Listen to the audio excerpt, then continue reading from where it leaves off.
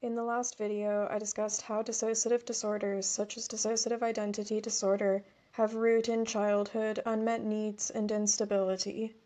In this episode, I will further explain the importance of trust versus mistrust in developing dissociative disorders. Insecurity in childhood, development of mistrust, and disintegration of experiences. When a child's physical survival and physical safety needs are consistently met, a child may consciously acknowledge their emotional needs. Basic emotional needs include a need for love, emotional connection, secure attachment, affection, understanding, and belonging. Children need assistance with emotional regulation and are ideally taught these skills from parents. Additionally, to develop healthy self-esteem, children need a sense of being seen, respected, and valued as unique individuals. They also need a sense of mastery of experiences, which engenders a feeling of capability and autonomy. If a child's basic needs are not met, it is psychologically dangerous for a child to acknowledge their caregiver's failing. Instead, the psyche may dissociate awareness of their unmet needs, for the psyche to fragment and the unmet need to be held by dissociated parts, to deny their own unsafety. For example, if a child's basic physical needs are unmet, they may deny their physical needs. In this state of denial for their inner experiences, they may not become consciously aware of their emotional needs. In order for the psyche to be able to integrate experiences, and for the overall personality to integrate by around age 6, it is, therefore, crucial that a child's basic needs are consistently met. If a child's basic needs are unmet, they will not trust their needs to be met in the future. If a caregiver is neglectful or abusive, a child will not learn to trust in their own security in the world. Instead, they will learn to feel insecure and mistrustful, and believe the world is inconsistent, undependable, and potentially dangerous. Expectant of future neglect, the psyche may then disconnect from awareness of needs as a protective measure. With chronic unmet dependency needs, the needs may be unconsciously dissociated into separate psychic parts, safely contained away from awareness. When an aspect of a child's environment is threatening to their safety, it is psychologically beneficial for the psyche to dissociate the threat from conscious awareness. In this way, trust and safety can be maintained. It is often necessary for a child to disown experiences and needs within the self, when acknowledging trauma and unmet needs would dissuade trust in caregivers. Dissociation can be used unconsciously to shield unmet needs from conscious awareness, at which point they are neither acknowledged nor felt. Meanwhile, dissociated parts of the psyche hold the awareness. In childhood, my unmet needs were hidden from me, and I was able to not realize I even felt them. Meanwhile, other parts of my psyche struggled with their lack. Without conscious awareness of unmet needs, I was able to avoid acknowledging the dramatic truth that I could not rely on my caregivers or trust in my own safety in the world. The need for trust is why neglect and abuse at the hands of caregivers is so harmful for the psyche. Trust is shattered. Speaking from experience, if a young child does not find trust in the world, they will instead feel mistrusting and threatened. Instead of trusting in the future and feeling hope for life, they will feel hopeless and helpless. They may feel chronically unsafe and insecure, carry a constant, vague sense of unease, and even feel overwhelmed by their own fear, gripped by paralyzing dread, terror, and panic. A child's need to earn trust in their own safety is an extremely powerful motivating factor in dissociation of early traumatic experiences. According to neurological researcher Dr. Alan Shore, even seemingly benign experiences like being left alone may be traumatic to young children due to their complete dependence upon their caregivers. For example, in decades past, if a child was crying, it was common practice to let them cry it out, meaning putting the young child in their room or bed alone, closing the door, and letting them cry, unsupported rather than providing comfort. This is severely traumatizing to a young child. Young children need assistance with emotional regulation, and until these skills are taught by their caregivers, they cannot healthily regulate their own emotions. An infant's response to trauma is comprised of two stages: hyperarousal, then dissociation. Initially, an infant who is left alone will respond with hyperarousal, increased heart rate, blood pressure, and respiration. At this time, an infant will express their distress by crying and then screaming, and at this point, an attentive caregiver would provide care and assistance with emotion regulation. However, if left unattended by caregivers, the child will then revert to dissociation. According to Dr. Alan Shore, dissociation is a later forming, longer lasting traumatic reaction, and it occurs in response to what an infant perceives as psychic catastrophe.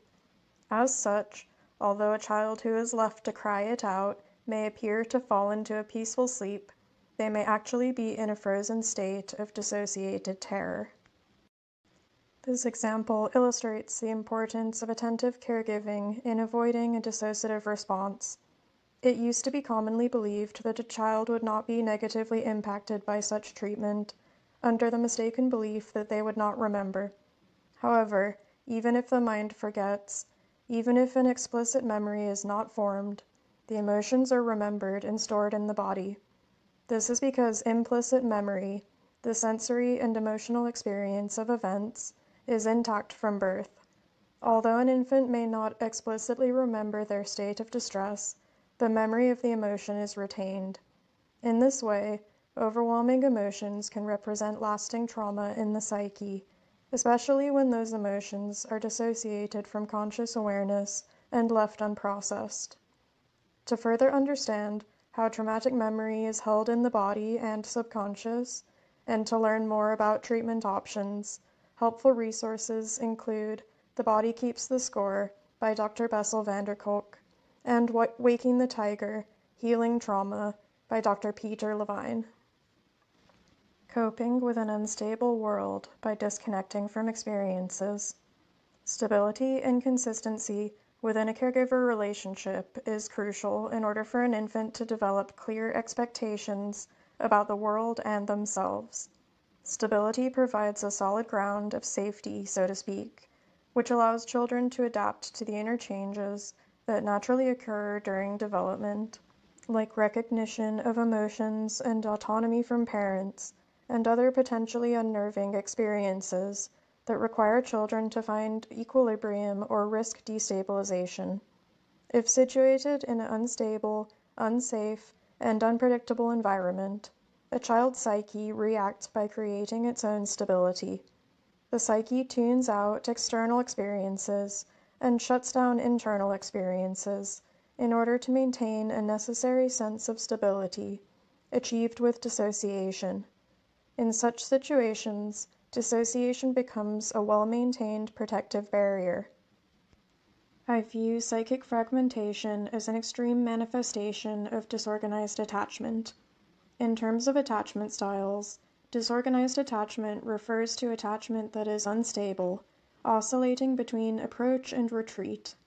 In psychic fragmentation, the disorganized attachment style extends beyond relational attachments to include disorganized attachment with self and internal and external world. For example, instead of remaining attached to experiences in a stable way, my psyche alternated between parts, allowing different parts to connect at different times. Whatever part was most suited to handle a situation was pushed to front, allowed to hold executive control of the body and primary awareness of the external world. I will overview the means by which experiences become associated with different senses of self.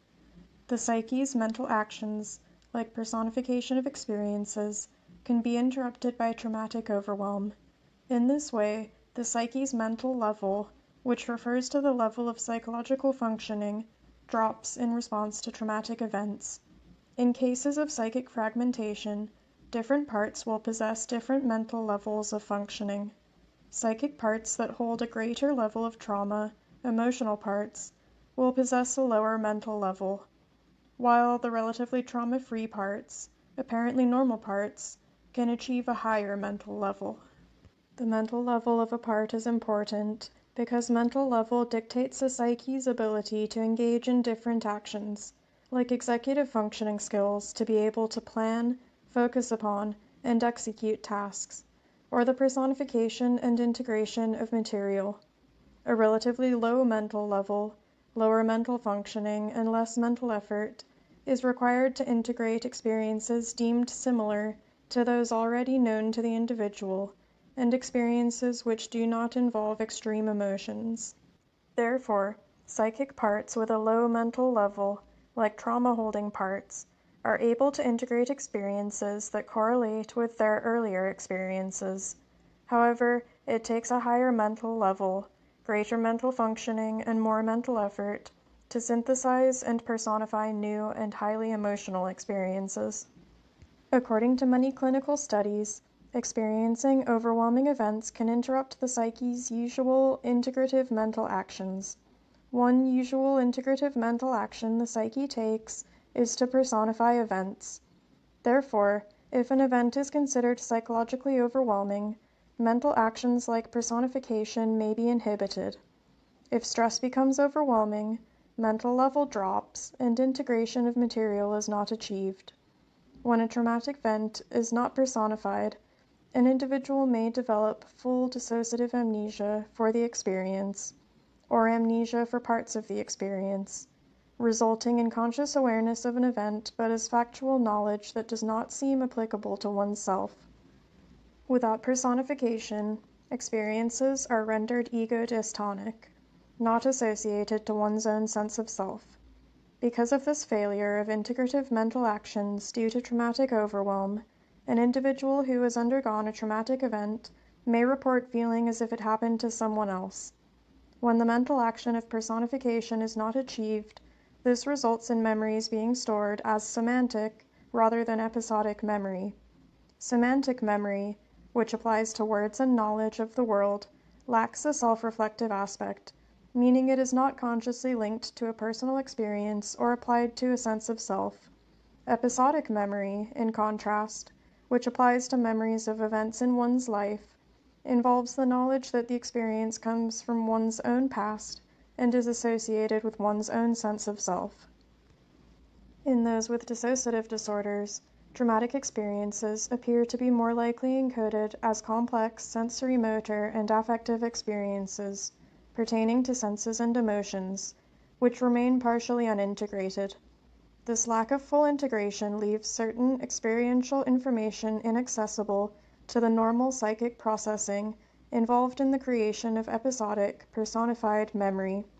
Not only does this lack of integration withhold information from being stored autobiographically, but the reduced integrative capacity leaves an individual less able to adapt to traumatic experience. This is because dissociation inhibits the ability to acknowledge and process the experience. Over a range of time and events, personification yields an integrated sense of self that is relatively independent of context. However, when personification fails, development of a coherent, singular sense of self across time is compromised. This is because, in order to act adaptively in the present, it is necessary for personification of current experiences to be based on integration of past history. In this way, psychic fragmentation into differentiated parts can be seen as a manifestation of state-dependent learning and memory. Successful integration of certain prior experiences provides a template to enable and promote the integration of later similar experiences. Exposure to stressful events or acknowledgement of past events, like previously repressed traumatic material, can serve to raise an individual's mental level of functioning. However, only if that individual has adequate ability to cope.